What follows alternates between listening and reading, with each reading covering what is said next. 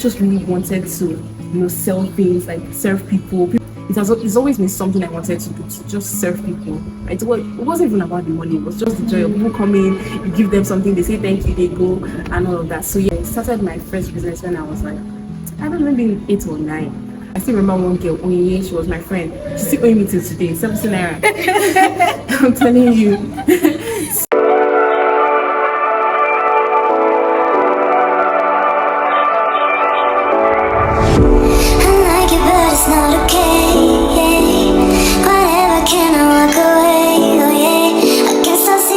Hi guys, welcome back to my YouTube channel. My name is Chidima Ugome and I am your host for today. How are you all doing? Well, I am fine, aside from the usual school stress that is really getting to me, but in all, everything. So in today's video, I've brought in a student entrepreneur in Pan Atlantic University. So I want to start a series where I interview campus creatives, and I know I've done this before, but it wasn't really official. But I want to make it official. I want to make it an official series where I interview some people who are doing one or two things on campus and put them on the limelight so that people out there can see what students of this amazing school are doing. And my guest for today is a baker, an economics student in her penultimate year, and she's doing amazing. Her name is Damaris.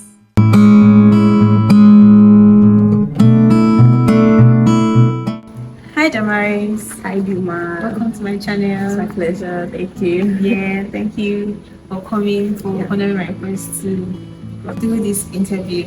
You're welcome. It's my pleasure. Yeah. Thank Hello you. guys. Thank you. Hello guys. So this is Damaris, and she's a baker, like I've said before, an economics student in her penultimate year, a student of Pan Atlantic University. I'll leave Damaris to tell us a little background about her and her journey. Thank you.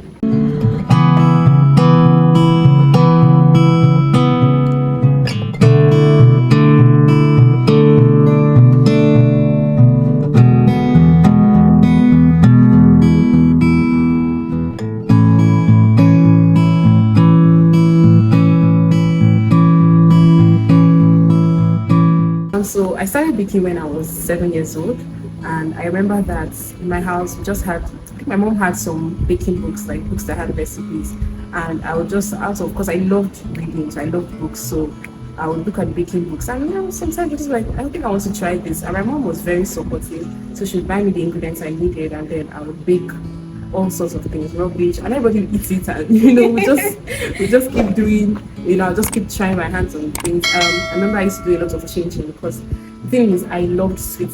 I'm such a sweet tooth, and I always wanted to be able to eat it anytime, so I would make it and then eat and all. But I remember one particular experience. Sometimes when you trace things back to your childhood experience, you can sort of find yourself like, that it didn't start today, right? So I know that as a young child, when I was 8, 9, I knew that I didn't really like doing chores, right? And I remember one time I went to the village to visit my grandma. Hello guys. So while we're recording that video, this part, we didn't realize that our light had gone off in the background. So the next video you'll be seeing now will be a bit darker than the previous one, but don't worry, later on the light will come off. So this is just like a caveat to let you know what you're going to be watching. So let's go back to the video. So I remember my grandma's house. So my grandma's neighbor, who was also like a family member, had this shop in front of the house, like in the compound. And once I wake up, my joy was to just go to that shop. So I would sneak out and just go there. So when they're looking for me to, sweep or I'm not there. I would sit in the shop, and then how like Nigerian families are like, oh, don't relate to the extended family. So my grandma would just be so upset, like, what are you doing? Like, come back.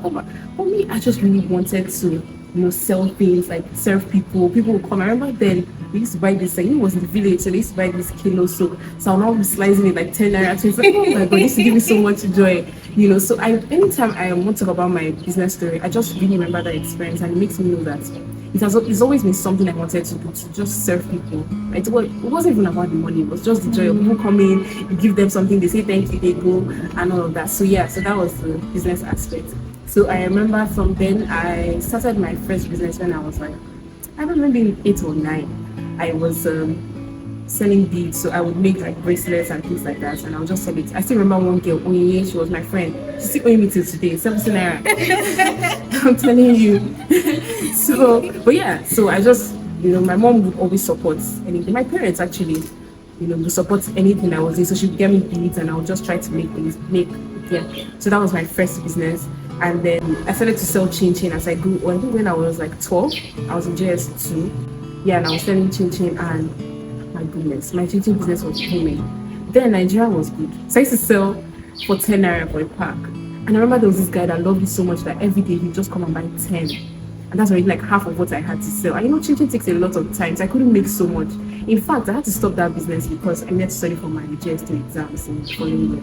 And it was just taking so much time. So I'll get back from school, quickly go to the kitchen, I start on chin chin, and I really, really loved it, right? So that was my first business. And then when I finished secondary school, I started doing cupcakes. At the time, I didn't know how to decorate cakes, so it was just cupcakes I was doing, So during all this time, when I was doing chin chin, I was always still baking cakes and just trying things.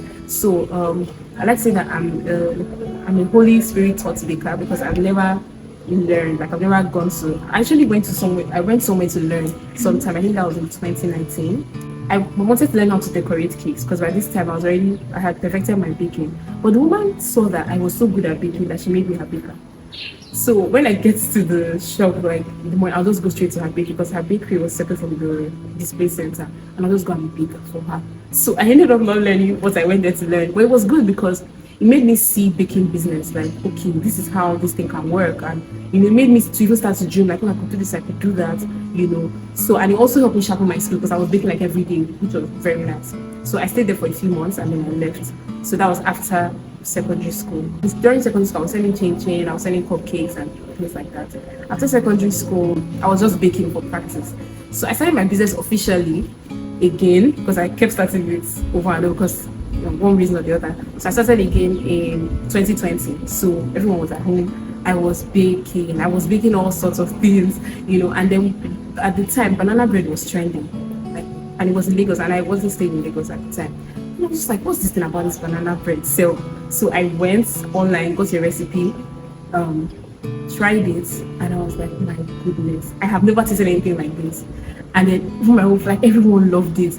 And then so I made it for I think a neighbor, and that's how because we live in we're living in the quarters, so everyone started to order, and that's how I started my banana bread business. And then my mom was like, oh, let's do something, let's take it to supermarkets, right? I don't know if she was the one, I was the one that brought her, but she till now she's my manager, so she's always, because she's the adult, right? Okay. Or at the time she was I wasn't as bold as I am now, so okay. She's the one that will go and help me do the terms and make the negotiations and all of that. So we went to a supermarket in our city, and that's how I started supplying them. And now what even made me stop was that the business was doing too well. So the people became, I don't understand, because you're making money, I'm making money, you should be happy. But the guy was like, I remember going there and the manager was like, oh, that our cakes are outshining other people's cakes and other people are not selling. So we should stop bringing. I'm like, I don't see the problem here. Yeah, so we're doing that, and then we also have students who were patronizing. And once students are in the picture, we are good. See, once students are in the picture, you are good, because students spend anyhow, because they don't work so hard for the money, right? Also because they're doing a lot of things, so they need a lot of like sugar and things to just make themselves happy and things like that. So I also had students I was catering to, and that was doing really well. So from banana bread, I started to practice decorating cakes, because now when people taste like, oh, do you bake birthday cakes? And I'm like, okay, yes, let's give this a try. So I kept practicing until it got good, for me to start doing people's birthday cakes. I was doing people's birthday cakes. I remember the first birthday cake I did was my brother's birthday cake. I think the year 2020 as well. His birthday was in July. And I made the cake and I took it to church. And someone saw it, tasted it and said, what? You made this? My birthday is tomorrow. Can I get a cake? Wow. And I'm like, I was shocked, like, wow. I'm like, oh, I don't think I can make a cake like just in one day. How about the day after? She's like, yeah, sure, the day after. So I was like, wow, someone is willing to even wait, and that was how I made the cake, and she loved it. And from there, people were, and that's Wow. how, that was just how it started. And I have not stopped since then. So at the time, I was home from strike because I was in Unilag at the time. I was home from strike. So when I went back to school, I started again, continued business, just doing, like, I always did what I could manage. And yeah, so that was how the whole journey began. Wow, interesting. Yeah. I mean, it's an amazing story to see that at a very young age you had discovered that talent and you had discovered that this was something that you love. Yeah. And I want to really commend your mom for seeing that, Honestly. seeing that passion in you and Yeah. igniting it and saying that we must not let this die. Yes, sorry to even cut you short. I have to mention my dad because people always say mom. But I remember that my dad actually bought an oven, like it was a very small oven because he saw how much I love to bake. He's like, okay, let me even support this girl. So he bought me an oven, and that's really because before then I used to use pots. It was crazy. So he bought me it was a small electric oven, and that was where I started my banana bread business from. You could only take, I think, 4 loaves at the time, and then after like a month, I bought a proper oven that could take about 20 at the time, and that was let's say that. Thank you, mommy. Thank you, daddy. Yeah. For supporting Damaris's dream. And I mean, this is also a message to some parents who do not want their children to do things that are not within the remit of their Academics. Yes, they don't want their children to do other things aside academics and just go to school. You should allow your children to fly, allow your children to discover their passion and Absolutely. actually go for it. And when they eventually see that passion, you should support them. Yeah. So Damaris, do you have advice for parents who they have children and are afraid to let their children fly? Okay. So before I go into parents, I think I'll talk to the children.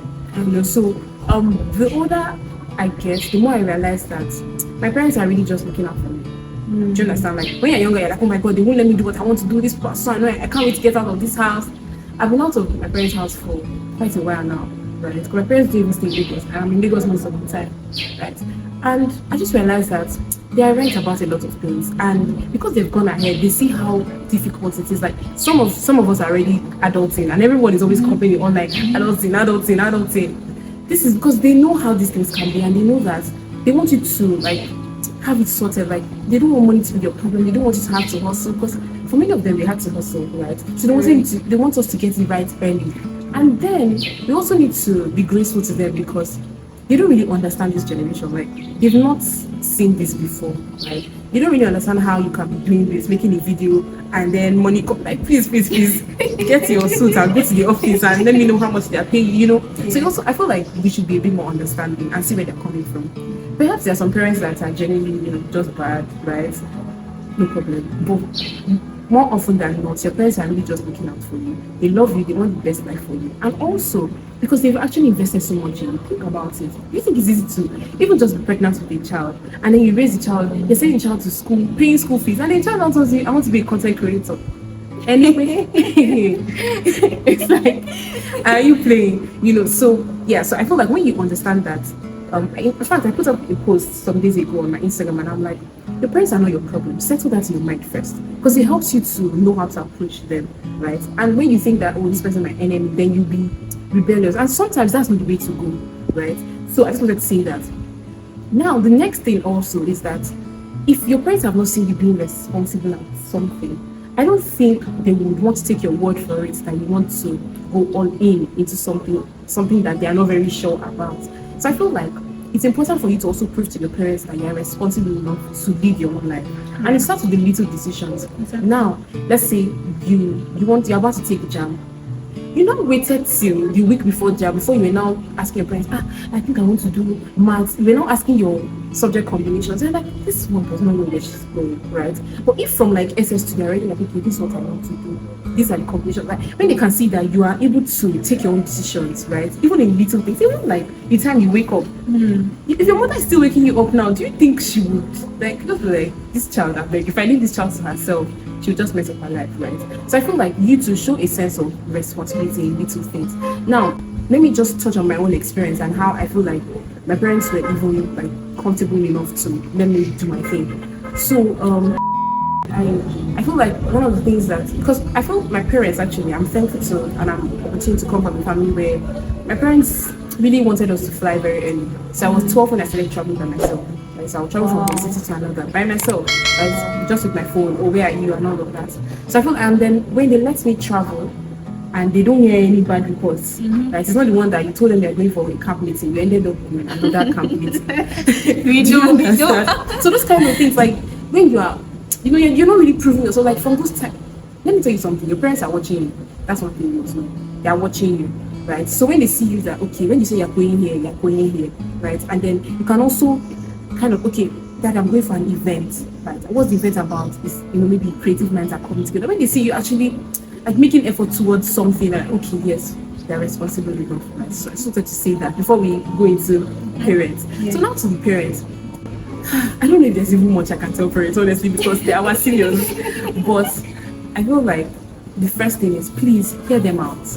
Hear us out. Just hear them out. And also, still show some support. Even if you don't really believe in that thing, just show that, you know what, I love you and I want you to know that your dreams are valid. I may not understand it, but I'm willing to support you. However, then we can now come in with our advice. I still want you to chase after your degree. I still want to, because my parents don't.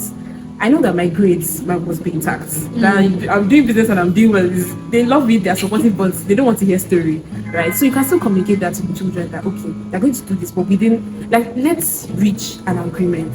So make sure that it doesn't disturb your grades. Make sure that this, and then even guide them. Oh, you're doing content creation, but you're spending 10 hours a day on it. Just try and allow them do what they want to do, but just be a guide there. I remember one time when I was getting very busy, my dad was like, no, you can't continue like this. So if you don't pass your exams, I'm going to remove you from school. But it didn't stop the fact that it didn't ever make me feel like he didn't want me to do business. It was just okay. It was just guiding me. So I feel like that's the case of parents, especially when your child is transitioning to adulthood. Your role begins to reduce from deciding and then to guiding. Right. Okay. So the role changes from just presiding over the child to just guiding, right? Because the child is now becoming their own person. And I don't know how this may sound, but your child cannot live your life. And your child cannot live the life that you didn't get to live. True. Right? Because they have their own journey. And they also I've also seen parents just being shielding their children. And I don't really feel like it's a good thing, because it's those experiences that help them become who they are. Right? Many of our parents are the way they are today because their parents either were not there for them, and then they had to have certain experiences that made them maybe tough or so. Exactly. Yeah. And those things have actually sort of helped them. Yeah. So I'm not saying things should be hard for children, I'm just saying that parents should give them space to have their own experiences, because eventually it's the experiences that will make them who they are. Right? But if you try and control their experiences, then you're controlling the result of their life. And it might not really be optimal. Let them fly. Right? But I just feel still guide them, but just allow them fly. And most importantly, hear them out. Listen to them and at least hear the idea, right? Don't just say, no, you're not doing this, you're not doing that. And then try and reach a compromise. Okay, if you want to go to fashion school, just finish your degree first. I will support you. Or if you can grow your business to this point and make this amount of money, I will allow you go to. Do you understand? Yeah. So yeah. Amazing. That's an amazing insight from Damaris. I mean, I can relate so well to everything she's saying, because in this world and age, parents are constantly asking their children, oh, what are you doing? You're constantly on your phone. What are you doing on your phone? And the children will say content creation or copywriting or blogging, and the parents will be like, what is that one? I beg, you drop that phone and go and do something else. Sometimes I think that it's better for these parents to hear their children out, but to actually see them working and seeing that they enjoy what it is that they are doing. Would you agree with me? Yeah, definitely. And then even ask them, why are you doing this? Because sometimes you might be copywriting. It's not just because you want to make money. When you have a bigger reason for why you're doing what you're doing, I want to be able to influence. Maybe you're a fashion influencer. I want to be able to. I've seen that a lot of young girls don't know how to dress according to their body size, and I've seen that people a lot of girls are not confident, right? So I want to, through this platform, through this thing I'm doing, help young girls to be confident. When your parents see that you're actually visionary about this thing you're doing, it's not just vibes, right? They'll be like, okay. Because your parents want something solid. They don't just want you to waste your life. So if you can tie it to something and say, oh, this is why I'm doing what I'm doing, right? I feel like you get a lot more support. Thank you so much. And I hope that parents who are watching this are getting some nuggets that they will apply. Please, mommy and daddy, we are not saying that we are your seniors. We are just We're just letting you know what is happening and Yeah. how things are changing and how you should also change with time. Yeah. I am your host for today. Sorry. Take your time, it's fine. I'm so fast, oh my God. In a student entrepreneur. A student entrepreneur. A student entrepreneur.